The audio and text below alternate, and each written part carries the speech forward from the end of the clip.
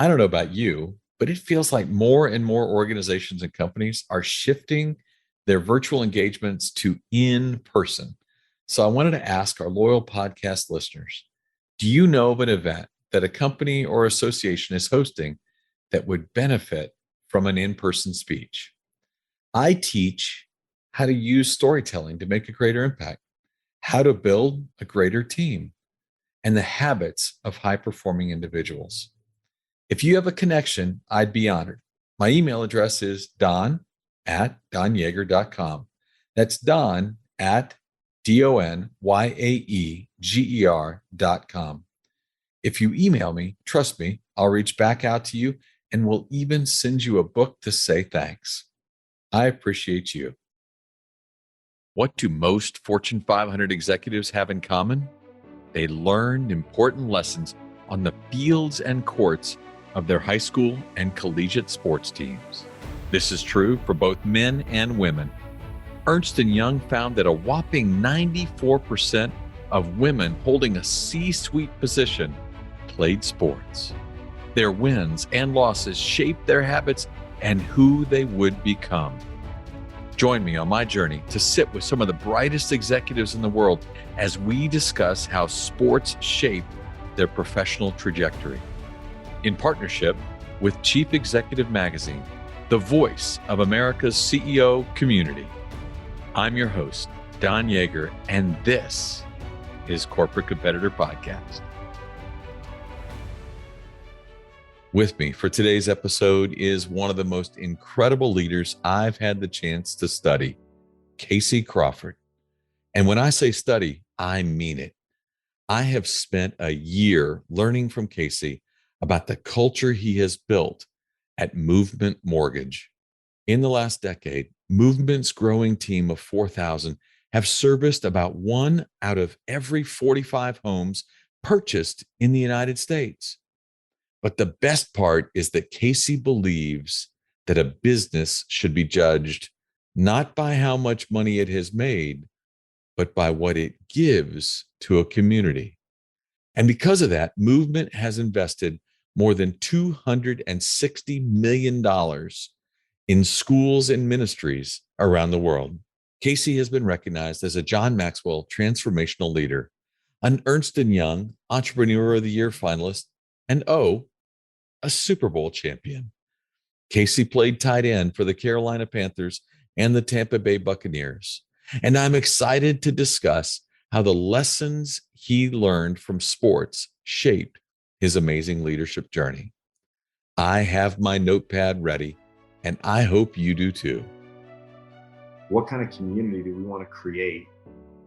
What kind of company do we want to be? What's the unique thing we want to bring to the marketplace? I mean, wouldn't it be beautiful if we anchored a company in the ethos that we, in all things that we do, the way I act with you as a teammate, the way we interact with our customers, and the way we sow back into the communities we're a part of, if every element was informed by that statement that everything we do needs to be acting in the long-term best interest of another. Casey, thanks for joining us. Oh, Don, I'm so excited to do this, man. It's great to get to catch up with you and talk about something we're so passionate about. Well, you are a person of great passion. Our mutual friend, John Maxwell, introduced us a couple of years ago. Loved getting to know you, your story, even helping you work on putting some of it into words. Can't wait one day to be able to share that with people. What you've developed and the places you've taken your passion is a story I just can't wait to share today. Man, well, yeah, it was an honor. It was a pleasure going through that. It's a little terrifying right now because you know a lot more than the average host, but let's jump in and see where it goes. So among the great interviews while working on your project was with your father, Dennis. I love your dad and your mom. They were amazing. Dennis recruited to Ole Miss. They wanted him to play with Archie Manning. Ends up going to UNC, North Carolina, to play under Coach Bill Dooley. Now, he was a great athlete, but he also understood what it meant to push yourself to that limit. How did his influence on your life as a younger person affect the trajectory of your sports career? Man, it's a big question. My dad's my best friend. He's the most constant person. Yeah, he and my mother also just two incredible constants in throughout my entire life. Been married 20 years now. My dad was also just my hero growing up. I was a little boy that always loved sports, and my dad was a giant human being. First of all, 6'4", 260, 270 pounds. And growing up, I just saw him as larger than life. Sports was always a real deep intersection in our relationship. He'd come home over every day after a really long day of work at a hardware store in DC, real kind of blue collar job. And we just stay on the back porch and throw me pitches and let me hit them. And we play tackle in the front yard. And he'd tackle me. And my mom actually would tell you that when he wasn't home, she was the one who was tackling me in the front yard also. But through that time in relationship and just the incredible respect I had for my father led to a depth of trust. And one thing he shared with me always growing up was that the lessons he learned playing football carried him his entire life. The power of those lessons sports teaches us just informs so many elements of our life over time. I didn't process that or understand the breadth of that statement as a 6, 7, 8-year-old, but I always remembered that statement. There was going to be some point in my life where I stopped playing the game. I never knew my father while he played football. I watched him play some other stuff. I never knew him while he played football. But the lessons he would teach me and talk to me about from those 2-a-days under Coach Dooley, or like the adversity of he had 4 knee surgeries in college and you're trying to come back from those things. And then kind of what that taught him about life and running a business, being a father, dad, husband, were things I always tucked away. And I think I understood them in a greater depth and breadth over time. Yeah, you did. You saw competitiveness, you saw the things that made him successful in other places, but you also saw the people he surrounded himself with. And one of my favorite stories from you is this lesson learned at your father's hardware store that it influenced the way you see the world. Can you share with us the story of Earl? I would love to share that story. So one thing I think that was really beautiful that I saw from my father, and again, I didn't understand these things in their totality as a young kid, but man, my father did surround himself, and our whole family by extension was surrounded by a really diverse group of people. And I think that came from a sports background that we really value is the contribution you make to the team, not the color of your skin, your socioeconomic background, or anything else. And that's how my dad kind of lived his life. And we were actually in DC during the crack epidemic, a really tough time in DC's history. And at that time, it was actually the murder capital of the world. Right.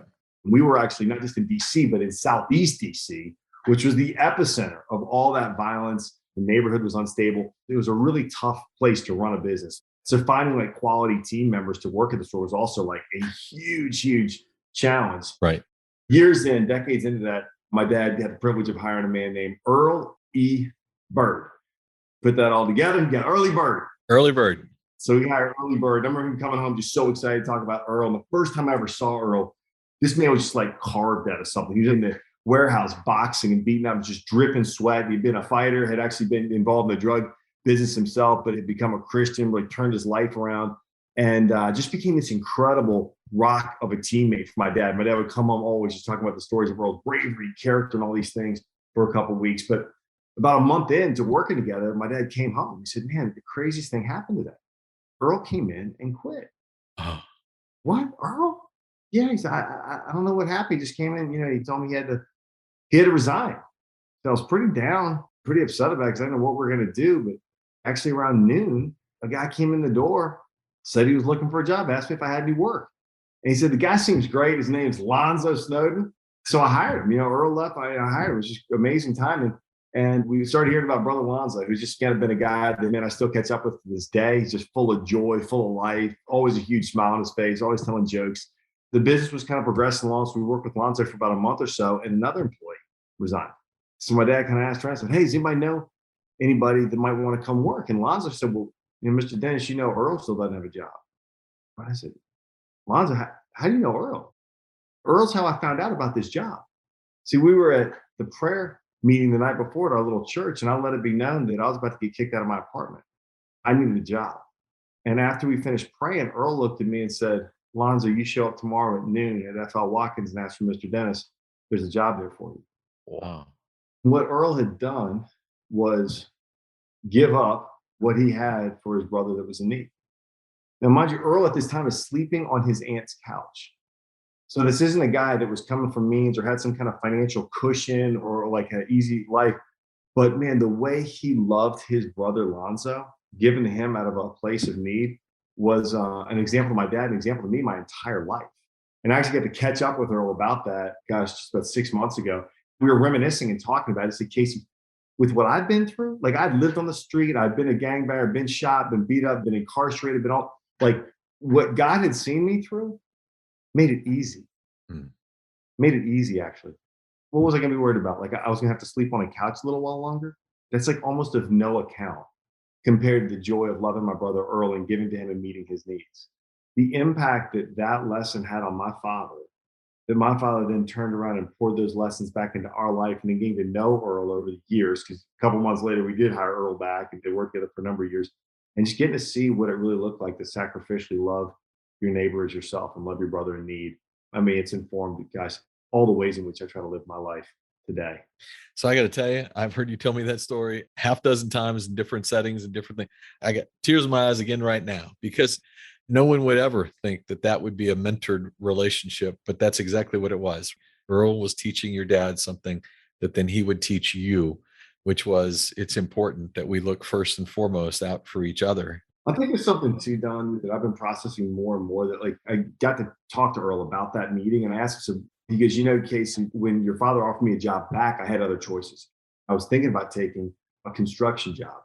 But as I prayed about it, I realized there were some spiritual things I needed to pour into your father that he wasn't going to get from any other employee. Mm, powerful. Today, at the time of this recording, we still have a lot of strife in our country around socioeconomic disparities, around racial division. And in every context, we would have said, man, Earl being a black man, being relatively poor, we weren't wealthy by any stretch, but we had kind of a relative socioeconomic advantage there, that we had something to give him. And yet Earl knew that the character and faith formation that he wanted to pour into my dad was the thing of real value. He wanted to give that as a gift to my father. And he did in incredible ways. And he changed my dad's life forever and he changed my life by virtue of that forever. Wow, that is so, so powerful. Um, it's hard to go from the story of Earl to sports, but Earl was a boxer. Earl was a boxer. But you growing up, it appeared there wasn't a ball that existed that you weren't in some way connected to football, basketball, baseball, definitely playing them all. And there's a place where you move from the public school system to DeMatha Catholic High School, which is a legendary school in the world of high school basketball. Their coach Wooten is just one of the all-time greats, Naismith Hall of Famer. Literally every player that played for him went to college. Literally every graduating senior full scholarship for like 40 years. Forget it, right? Like that just doesn't happen in the real world. But you had an opportunity to see excellence at play, even though DeMatha as a facility wasn't the best. You watched excellence play out. And I'm wondering, what can you tell me you learned watching Coach Wooten? They're endless lessons from Coach Wooten and from the way he coached and the way he ran that program. And first of all, it was never about the facilities. Even today, when people think they're going to build these big buildings or it's about the tool, man, it's always about the people and the character and the priorities. People would come from all over the country to see this incredible program, and they show up at this little 800 person all boys Catholic school that's pretty run down in Hyattsville, Maryland, one basketball gym, no football field. By the way, the football team set the Division One record in like 1994, like 19 D1 scholarships on one team. And you used to have to jog. If you lost, you had to jog to the field. Otherwise, you take a bus to the field. The basketball team, varsity got to practice right after school. The freshman team would take a bus to an elementary school, and the JV would sit and do their homework in the hallway till the varsity was done. And the JV got to practice. Right? We only had one gym. There was no school in the state and the city that would trade their facilities for the Mathis. And yet, to your point, year after year after year, championship after championship, every graduating senior, full scholarship, records that'll never be touched. Right. I really poignantly remember, I thought Coach Wooden's whole life was like basketball. Like I assumed I was going to go and this guy was going to be completely wrapped up in basketball. And one of the first lessons he shared with us as players was that of priorities. As a 13, 14-year-old boy whose world revolved around sports, hearing this from a man who had so much success in sports was, again, so formational to me. He said, look, young men, the priorities here at this school and with my program are this. Your faith is first and foremost in your life, and everything you do, you're going to anchor your life around your faith. The second is going to be around your family. You wake up to serve your family, you love them, you serve them, you care for your family. Third is this nation that we all live in. We have a duty to it, an obligation to it, that we're going to love it, that we're going to serve it and serve her when she needs us. The fourth is your education, your school. You are here to get an education. Education is going to stay with you your whole life. You're going to play basketball for a very short time, and you're going to take your education seriously. And then somewhere down here, like fifth and sixth, are your friends in basketball. And unless you have these priorities right in your life, you won't play for this program. Mm. That is not the words or message we thought we were going to hear from the most successful high school basketball coach in the history of the game. Thought we're gonna hear all about, man, you better practice all day and do this and do this. But he said, no, no, when your priorities are right in life, man, everything else flows. Everything else flows. Basketball will just be a natural extension of a life that has the right priorities in it. And I remember seeing somebody later in life kind of depict it with rocks and how much you can actually fit into a container as long as you get the big rocks in first and you get the most important things in your life in order was kind of the lesson. And that was the lesson Coach Wooten shared with us over and over again. That was just powerful. I remembered that my whole life. It's so much, in what we want to accomplish. We have to make sure, first of all, we have our priorities right in life and have those big blocks in our life in place so that we can fit all the other things and so that all the other things flow and work seamlessly, anchored into those important priorities. I love that exercise that you're talking about. Stephen Covey used to be legendary for doing it. Just take a big glass bowl, and if you start with the sand or the smaller pieces, then the others can't ultimately fit. But if you put the big ones in, the sand can fit in around it. As you think about a leadership lesson and how best to teach it, that's really strong. It is, and it's strong in stress too. I mean, that's when you get tempted to cheat these things. When oh, we got to just focus on the outcome or focus. No, man, it's always, always, always in life. Get these priorities in order, and it all works together. Yeah. Coming out of high school, you transferred to a public school, and you were so good at baseball that the Atlanta Braves drafted you in the 16th round, Yeah, which, by the way, for anybody that understands baseball, like that's legit. There's an opportunity there when they draft you that high. But you decided to chase a football dream at the University of Virginia. What in that decision making window, in that period where you're trying to figure out, you got two very different opportunities, whichever one you choose is going to be life defining, and you're 18 years old? Walk me through the process. man, it's just been such an interesting journey, like life has. And an interesting element of that journey is that the man who drafted me, who actually ends up being pretty important to this, the way I look back on this decision, is probably one of the best leaders in sports in our nation, guy named Dayton Moore. Oh my gosh. I love Dayton Moore. Yeah, like this is a guy you want to like kind of talk about how you do life right. Dayton Moore. Right. Now, Dayton's the reason I got drafted. I don't think it was my prowess as much as what Dayton saw in my potential. Really, Atlanta Braves trusted him to draft me.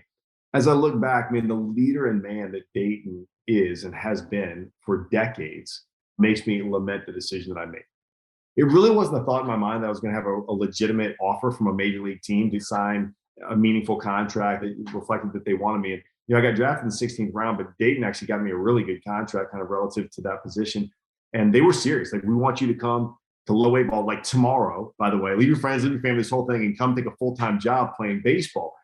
Don, I think if I could speak like my 17-year-old self again, I would have probably encouraged me to take up that opportunity because being in proximity to great leaders has just always been a huge blessing in my life and has made me better and it stretched me. And I was scared. I was just scared. I was like, man, I'm 17, 18-year-old heading off to, beach week with all my friends. I already committed. I've got football figured out. Like the UVA wants me, and I kind of see that path. And I wasn't really thinking about the baseball thing. I kind of go, whoa, man, I don't know about this. And I could have gone down, played base. And if that had not worked out, I still had a door wide open to go back and play football. Right. A lot of guys have done that since then. But I chose probably the less courageous path and said, you know what, I kind of got this football thing. I have more confidence over here, so I'm going to go do this. So I never really got to fully explore, what baseball could look like. Now, what it probably would look like is me getting really frustrated, and more particularly them getting really frustrated with me in the minor leagues for a couple of years, then bombing out of there. But I sure would have liked to have gotten to spend a little bit more time with Dayton Moore. I get to still keep up with him a bit today, which is super cool. Those relationships you can have over decades, really, really neat. But yeah, I would have loved to spend a little more time with a guy, his tutelage and leadership, and then kind of maybe seeing what happened with baseball, knowing I had football as a second option. Dayton and I and our mutual friend, John Maxwell, who I mentioned at the beginning of the podcast, who, by the way, was one of our very earliest guests. He was guest number 8 on this podcast. Pretty good one to start with there, Don. Yeah, pretty strong. But we had a chance to spend time talking through the way Dayton evaluates the people that he wants. So to listen to your description of what it would be like now to go back and reverse that, boy, what a great leader he was, and obviously made an awful lot of amazing choices, even in the marketplaces that other people might not have thought he could have. Very impressive. It's incredible. Like I just like the luckiest guy in the world. I get to play under Coach Wooten's tutelage. Got to know guys like Dayton Moore. I mean, just the number of leaders that I feel like I've gotten to interact with. And there are these consistencies to their lives and the way they lead. Not everyone does it the same by any stretch, but there are these kind of like consistent themes you see kind of emerge with these guys that are just, oh, it's so cool and so incredible. It's so fun to watch them too, just like cheer them on from the sidelines, see what they're doing. It's character first. I mean, without question. But you go to Virginia, and it's a reasonably star-crossed period of time. There's some injury, there's challenge, but when you're on the field, you're playing quite well. How did that collegiate football experience kind of leave you thinking about sports? Because you were ready at the end of 4 years there to just kind of walk away. Yeah, I know you know the stories. We unpacked it a bunch while we were working on the book. Yeah, so um, college was a really tough time for me, actually, athletically and personally. I got to meet my wife there, which was by far the highlight. But I think there was a lot of like disillusionment that kind of went on because up until that point, sport had been pretty pure. You play because you love it. You have coaches that I really felt were pouring into us. High school coaches serve for the kids. It's not for the accolades, it's not for the money. They serve because they love the game and they want to build up kids oftentimes. Kind of been the recipient of that. I had guys like Dayton Moore that were around me pouring in. And all of a sudden at UVA, I kind of started to realize, man, we were a product. So business, baby. Yeah. And so 8-figure deals depended on the product they put out there in the field, and you were that product. The sense that the coaches were for you kind of shifted a bit to like knowing that, man, you were out there maybe for them. You kind of started to realize, man, you're an employee and a product and kind of expendable and exchangeable. And so that combined with a whole bunch of injuries left me feeling like, man, the coaches didn't necessarily care about my welfare, but more about getting me out on the field to kind of produce something for them. Put a little bit of a bitter taste in my mouth for big professional produced sports in general. Right. But it also taught me a lot of hard lessons about what it means to get over your feelings a little bit about why someone might want you out there and decide, what are you going to do? What are you going to do with the opportunity? Maybe your boss's motivations are all wrong for the reason you're in this position, but you still have an opportunity to go out there and do something with it. I got to work through a lot of that and got to, had the opportunity to play through a lot of injuries. It's a lot of character building, like my dad told me. The opportunity to play through injuries. Wow. That's well put. Yeah. And as I look back, I've come to see it just exactly as that. Like, think about Earl, the gift that he had gone through, the adversity he had gone through in his life, so that when he was faced with an opportunity to love his brother in need, he went, that's of no account. You have no idea what I've already walked through. Sleeping on a couch is the least challenging thing I could do. Time after time, I was playing with injury and broken bones and just different things. And now, if somebody's like, man, you're working really hard right now. You're working really hard. You go, we push papers around. We'll do phone calls. We have podcasts. This is okay. You don't know kind of what we've walked through. And so I do think working through adversity in that way is an incredible opportunity. Such a great learning tool. So in 2015, you were actually the recipient of the Ernst & Young Entrepreneur of the Year Award for financial services. And you talked a little bit about what sports had taught you, but one little nugget that you offered that was really amazing was from your Carolina position coach. So you graduate UVA, Yep. You are an undrafted free agent. You are getting an opportunity to play in the NFL, maybe, but it's an undrafted role. So you are the most easy person to discard. And this position coach gives you this advice, which is make yourself needed. Yeah. I love those three words because so often we are bemoaning our circumstances for this, for that. And what he just offered you was all you got to do every day is go out and make yourself needed. Tell me about that interaction. And again, we got a business leader audience. Yeah. How can they use a lesson like that from a coach who offered it to you?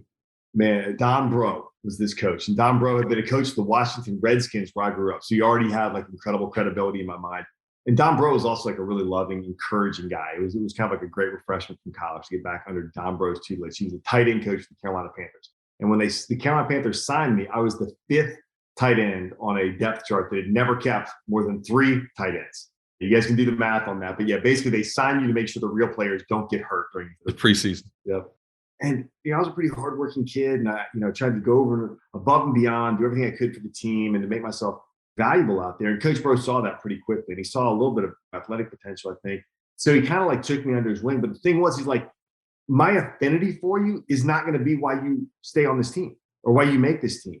And there's so many lessons in here, I think, for the modern workplace and workforce today, and why I think, again, it's so great to work with former athletes who have experienced this, because you need to know it's not about you. And I had to know it was not about me. It was about the team. Keeping me on that team had to be because I was going to bring a unique value to that team. In the same way in the workplace today, or for us as individuals or us as businesses, we must find a way to be valuable to our customers or be valuable to the team that's inviting us to be a part of it. That's the only reason we get to exist, is if the marketplace basically says, yes, you have value. We don't just have a right to be a part of the Carolina Panthers. We don't just have a right to carve out market share. This podcast will get traction because it says, no, the listeners say this is bringing value to my life. Therefore, I vote for it with my time. That's what Coach Bro shared with me because, Casey, I don't care what you have to do. Long snap, you get the water, do whatever you have to do to bring value to this team, bring unique value to this team so that we have to keep you. And you need to think about that. And man, it was such a good lesson. It stayed with me my whole life, even in business today, constantly thinking about how do I make sure I'm bringing value to our teammates, first and foremost, the teammates that are a part of Movement Mortgage. How am I making their life better? And hopefully that's way beyond a paycheck. If the only way we're thinking about it as leaders, making our team members' lives better is giving them a paycheck, I just feel like we're falling so far short, like so far short of our opportunity. And then the second thing is, hey, how are we as a team bringing value to the community that we're a part of, bringing value to the nation? And we better do that. The market will let us know by the way they patronize our goods, products, and services as to whether or not we're bringing value to their life. That value is kind of an intersection over the product and the price. Does the marketplace say that that's meaningful to them by consuming what we're offering? I love that idea, right? The market will let us know. And clearly, the market has let you know that your approach and the way you're doing things brings great value. I read an NFL player engagement article that you did in which your quote to younger players was, to be successful, you have to be an optimistic person. You've accomplished what 1% of all athletes have ever done, just even to be here. But you have to be aggressive. You have to balance that with reality. You were talking about optimism and realism at the same time.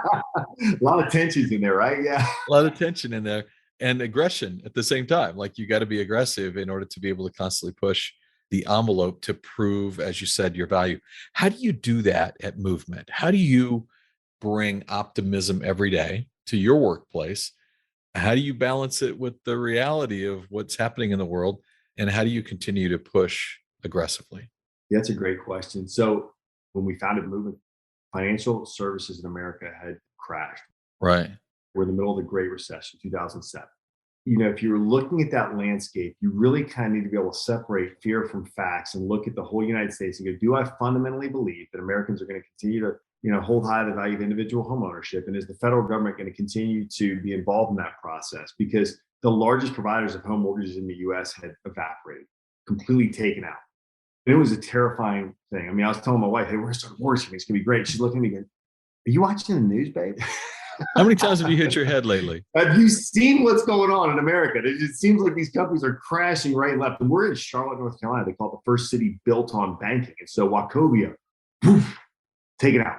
Bank of America starts teetering down to like 50 cents a share. So just ready to get taken out.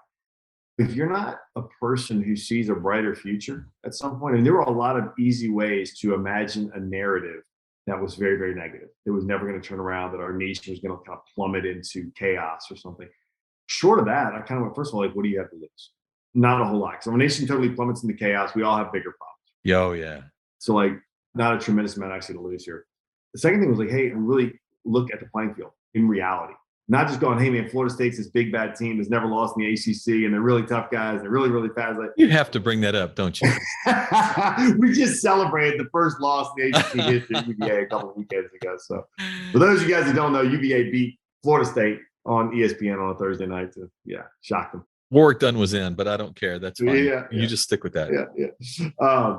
And so I think that optimism would be like balancing out reality. Like, hey, we believe that banks are going to reconstitute themselves and Americans are going to buy homes once again, and someone's going to have to give them the mortgages for those homes. Like, we kind of believe that. We're hopeful that that was going to emerge again. But we're also realistic about the playing field.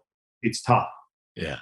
It's tough. It was not going to be an easy fight. It wasn't going to be tough to get lines of credit. It's going to be tough to get established. People did not trust financial service institutions, and we were going to have to build a culture of trust. And that's where the aggression came. That's where this incredible thing that sport teaches you is like, there are these moments. There are these moments in the game that are make or break. The hole emerges. The shot materializes. Are you going to seize the moment? That's where that ability that sport teaches.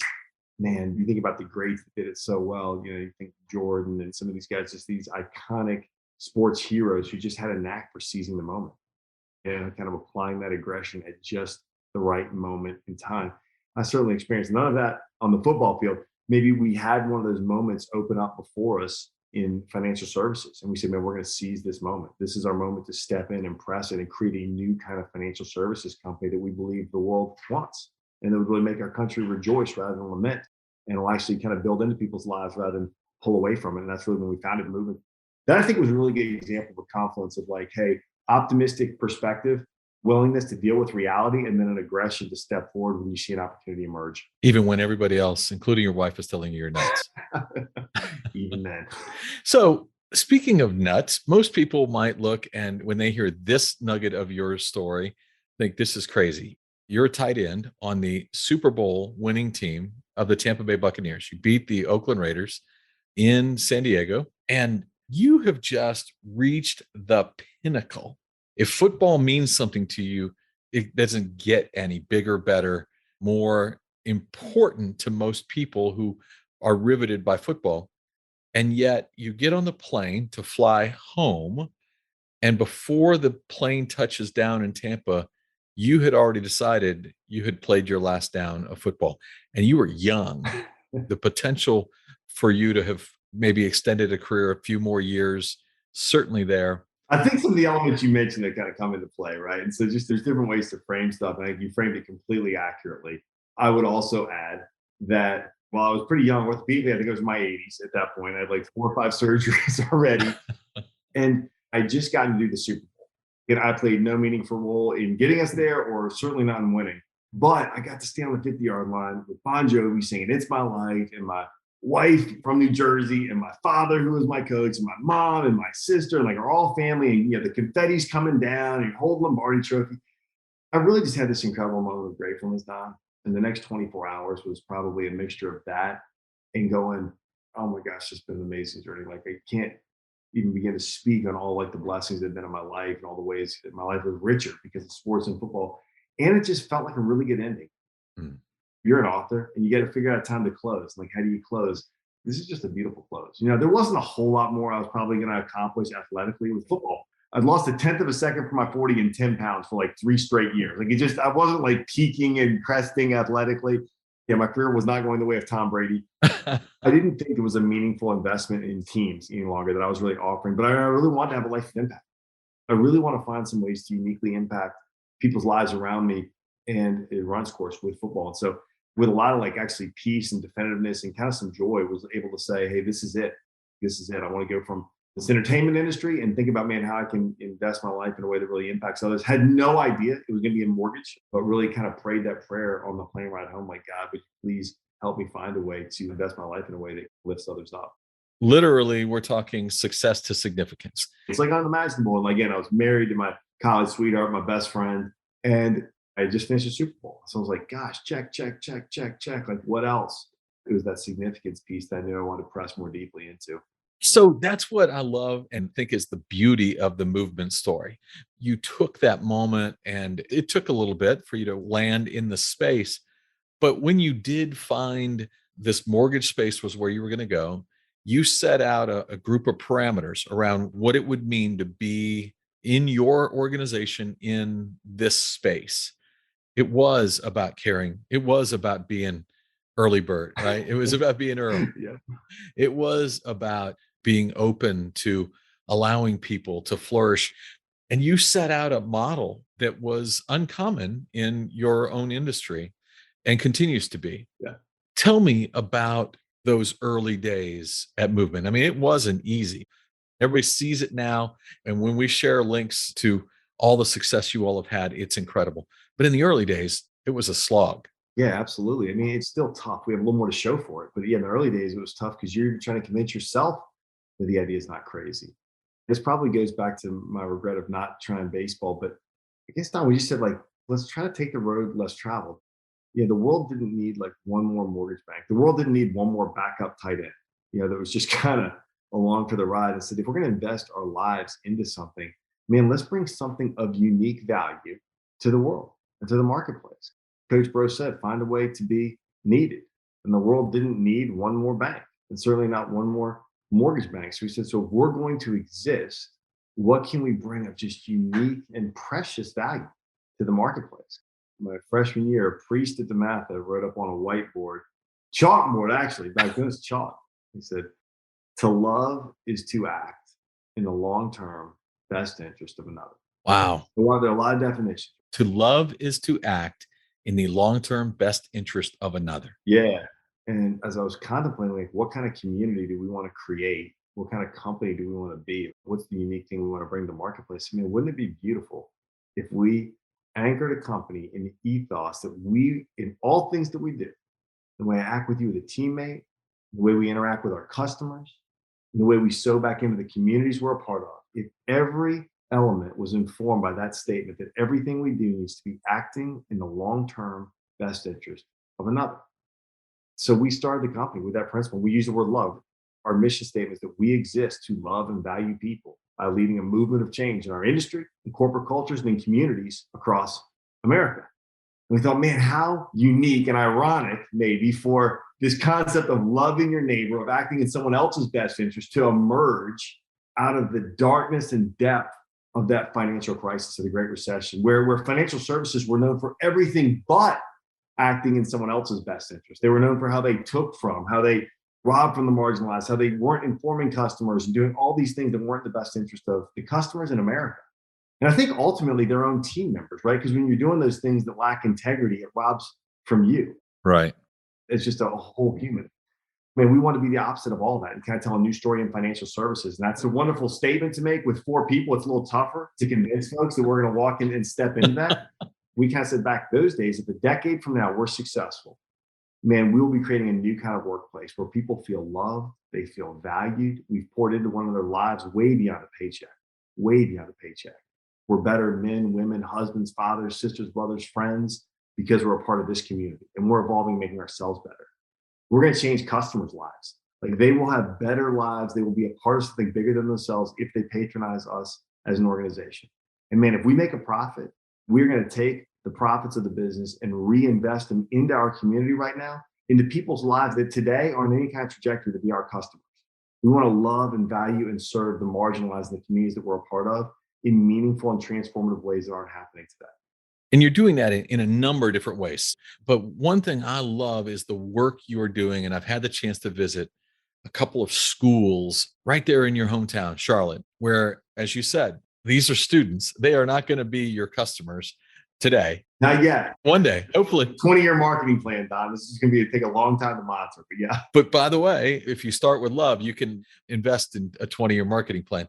You begin that process and you build these schools that are completely unique. You're funding them through the work that Movement is doing. The profits of the for-profit piece of it are helping fund these not-for-profit opportunities. And I know others have come to study you because they've been so fascinated by it. You're convinced that this is a business model that more of us, not just in your space, can emulate and learn from. Yeah, I think what I'm convinced of is that there is an almost inexhaustible amount of joy and purpose and camaraderie that comes from a purpose that's much bigger than yourself. The extent that that purpose becomes around loving and serving and changing the trajectory of lives of some of the most marginalized kids in the communities that we're a part of, oh man, getting up and going to work just changes. The importance of teamwork, it just changes. When all I'm hitting is like a number of widget sales per month, Pretty boring. I mean, we might kind of be on the same team. We might, share a business card or something, but we're not really on mission together because I don't care that much. Conversely, when I know that every 10,000 home loans that we do builds us a new entire school that's going to serve thousands of kids for decades, and those kids expressly are living out or below the poverty line, and right now are on a high likelihood of not graduating high school and being incarcerated by the time they're 18 years old. Incredibly high likelihood of these things. And when we have the opportunity to go meet these precious children, see the incredible gifting that's within them, and know that, man, if we can just give them a context and an environment where they can have those gifts developed and flourish, man, they will change the trajectory of their life, and our community will be richer for it. When we get to expose our team members to that, it changes everything about work. Yes. It just changes. The meaning of it changes. Gosh, when I think about what we have the opportunity to do to change the 40, 50, 60 hours that we're all investing into the workplace and make it about a lot more than like a widget and a lot more than just like a paycheck and a lot more than like checking a box, but actually fundamentally enriching the communities that we're a part of, why wouldn't we all be doing this? Like, why wouldn't we have a purpose that was a lot bigger than the widget that we make? And it's going to be a little different for all of us. For us, it absolutely is this education in the Title I space. We think it's one of the most powerful levers we can pull in society, but it's a 20-year project. It's not microwave solution to some of society's big problems. And we have a game plan the next 7 years to build 100 Title I schools. 100. Yeah. And really what we want to do there, Don, is we know, man, 100 is not nearly enough to impact the lives of every kid that's born into poverty right now in America that has an incredibly high likelihood, different in different cities, of escaping that in their lifetime. But 100 is enough to set a new bar of excellence for our nation. When we set a new bar of excellence for our nation, we know that it'll put pressure on the rest of the school system to live up to what can be done.